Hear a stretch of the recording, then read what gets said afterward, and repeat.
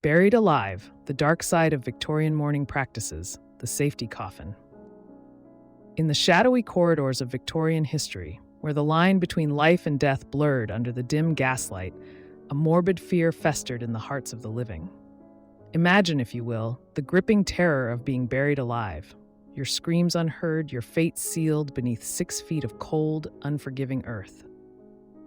This chilling prospect, more than a mere figment of Gothic literature, was a genuine concern that haunted the Victorian era, casting a long shadow over their mourning practices and leading to the creation of an eerie invention, the safety coffin.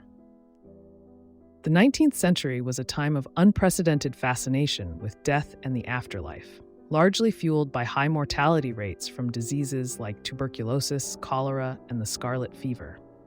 Amidst this backdrop of pervasive death, the Victorian society developed elaborate rituals around mourning and funerals, believing them essential for safeguarding the souls of the departed. However, this preoccupation with death was underscored by a palpable fear, one that stemmed from numerous reported cases of premature burial. Stories circulated about coffins exhumed with scratch marks on the inside of the lids, a horrifying testament to the victims' desperate but futile attempts to escape their premature graves. Enter the safety coffin, a macabre innovation born out of necessity and fear. The earliest designs were simple, featuring a cord or a bell that the unfortunate occupant could ring should they wake up 6 feet under. These mechanisms connected the inside of the coffin to the surface, offering a glimmer of hope, a lifeline to the world above. Some designs were even more sophisticated, featuring feeding tubes for food and water, or breathing tubes connected to the surface. The very existence of these inventions speaks volumes about the collective paranoia and the lengths to which Victorians were willing to go to appease it.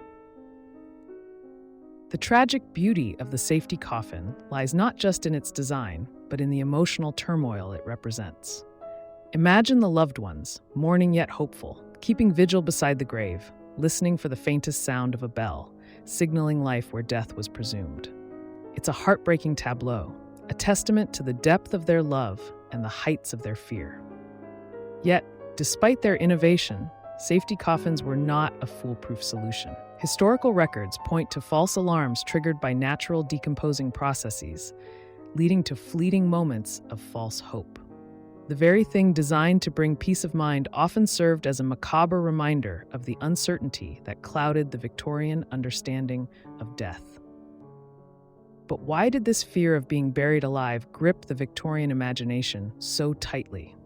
Much of it can be attributed to the medical knowledge of the time, or the lack thereof. Comas, cataleptic fits, and other conditions that could mimic death were poorly understood, leading to premature declarations of death. This, combined with the lack of embalming practices in early Victorian England, created a fertile ground for the fear of premature burial to flourish. The safety coffin, therefore, stands as a darkly fascinating relic of a bygone era, a symbol of the complex relationship Victorians had with death.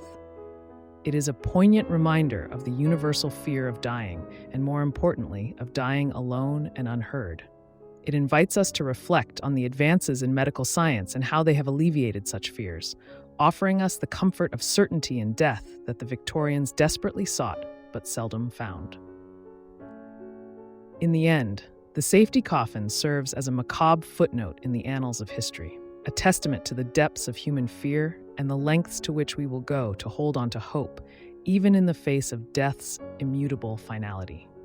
Through the lens of modernity, it may strike us as a quaint, almost quixotic tale, yet it is a chilling reminder of the fragility of life and the enduring human desire to escape the clutches of death.